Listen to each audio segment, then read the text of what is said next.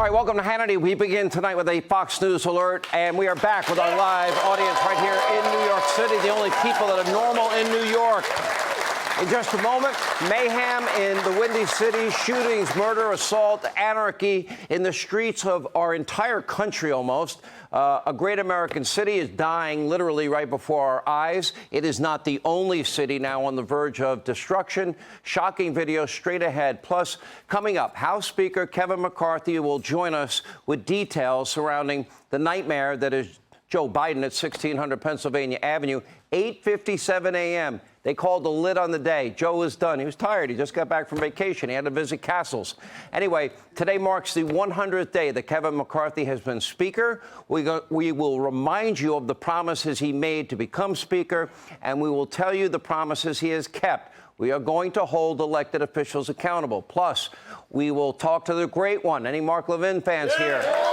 About the Biden family business. It was not just Hunter who turned a profit by selling access to Pops and giving half his income to Pops. We have new developments tonight that are huge. We'll break that news. Also, Jimmy Fallon, Kayleigh McEnany, they will be here in studio with more on the panic, the full-blown panic at Budweiser and Anheuser-Busch as sales now plummet even further.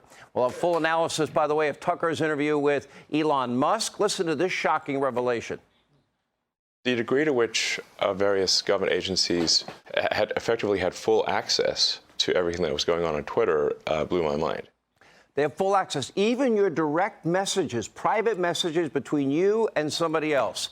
Texas Senator Ted Cruz will weigh in straight ahead. But first, we begin with this top story tonight. In New York City, explosive hearings revealing the ugly truth about House Democrats. They do not care about you, the American people, and your life.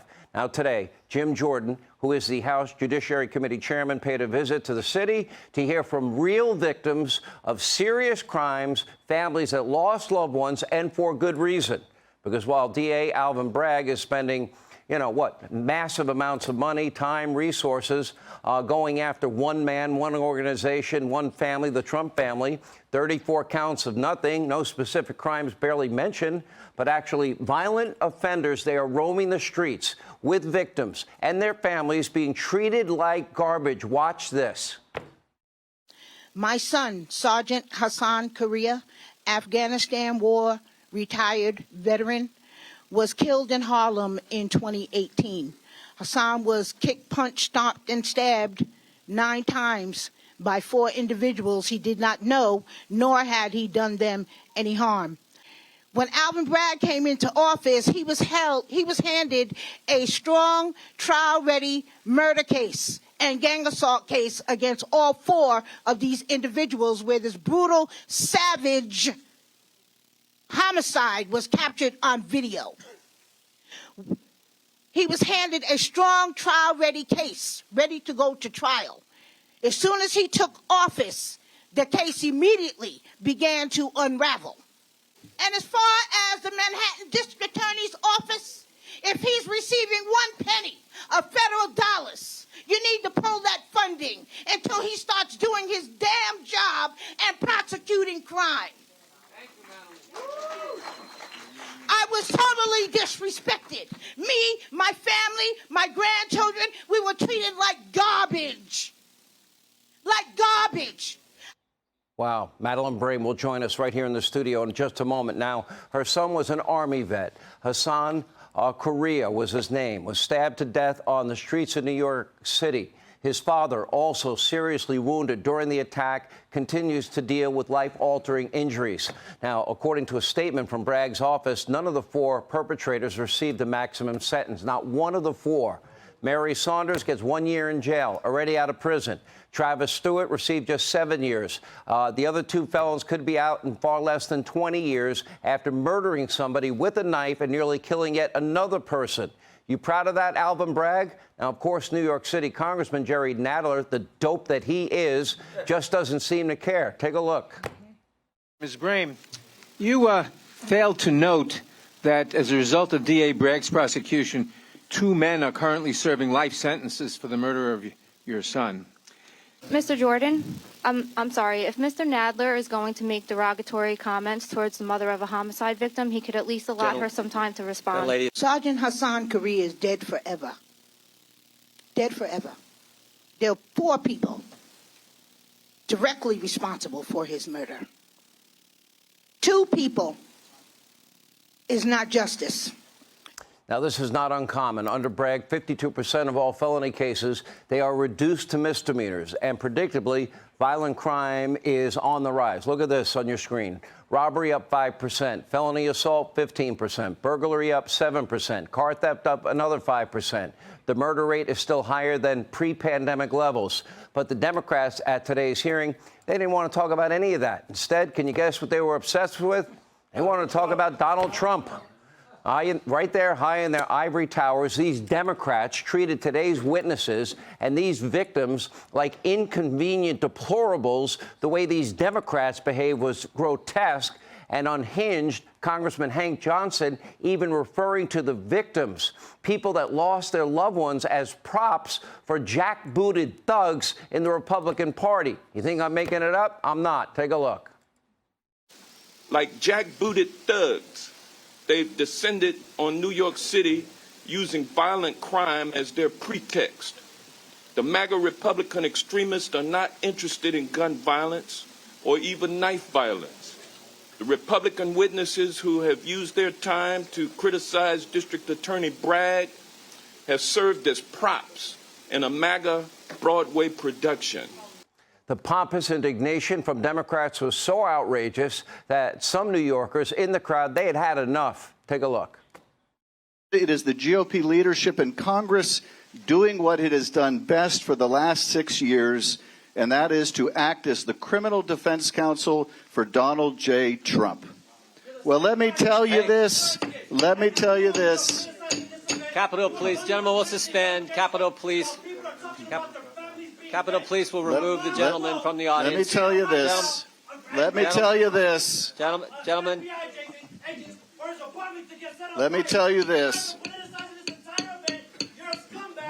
Let me tell you this.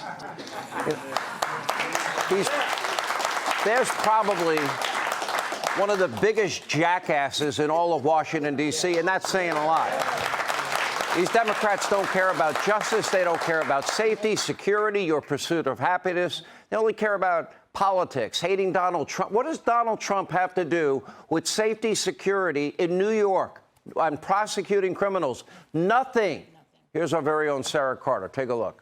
It seemed very highly politicized as far as the Dems. What was going through your mind during the hearing? Yeah, our Democratic colleagues, they're the ones who wanted to politicize this hearing. In fact, one of my colleagues pointed out that not one of us had ever mentioned former President Trump's name. It was all my colleagues on the other side of the aisle.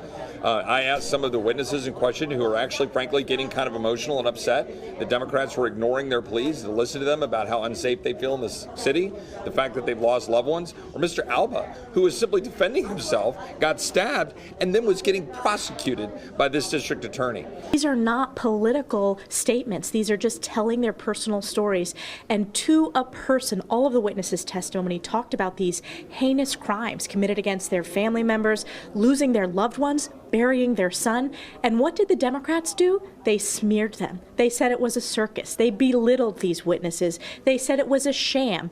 House Republicans focused our questions on crime and focused our questions on the fact that radical District Attorney Alvin Bragg is refusing to prosecute these crimes.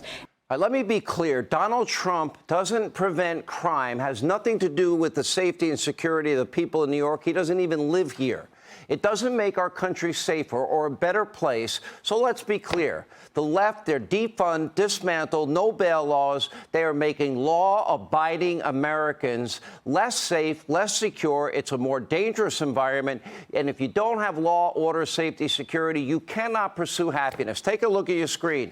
This was Chicago over the weekend. Typical weekend in Chicago. Hundreds of teens storming the streets in downtown Chicago, breaking windows, blocking traffic, jumping up and jumping down on cars, attacking drivers. And elsewhere in the Windy City, 35 people shot this weekend, 8 murdered, and almost no one arrested. By the way, nobody in the media, if they can't politicize it, they never talk about it. We've been scrolling names of people shot, and killed in Chicago on this program since 2009. Names you've never heard of, never will hear about, because they can't politicize it.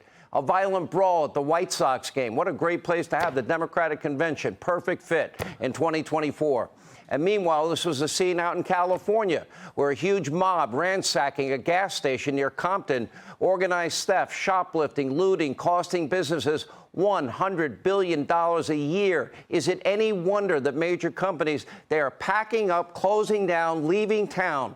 The American people are also fleeing blue states and cities in droves. California, New York, they're losing around 300,000 people a year. They're saying bye-bye, and they're moving to free states like Texas, Florida, Tennessee, and the Carolinas. And by the way, Florida gained more than they're gaining like 400,000 people a year. Now, between 2020 and 2022, a whopping 2 million people left major American cities. High taxes, crime, bad schools, a judicial system that favors criminals over victims. Blue states, blue cities, they are broken. Americans are now voting with their feet.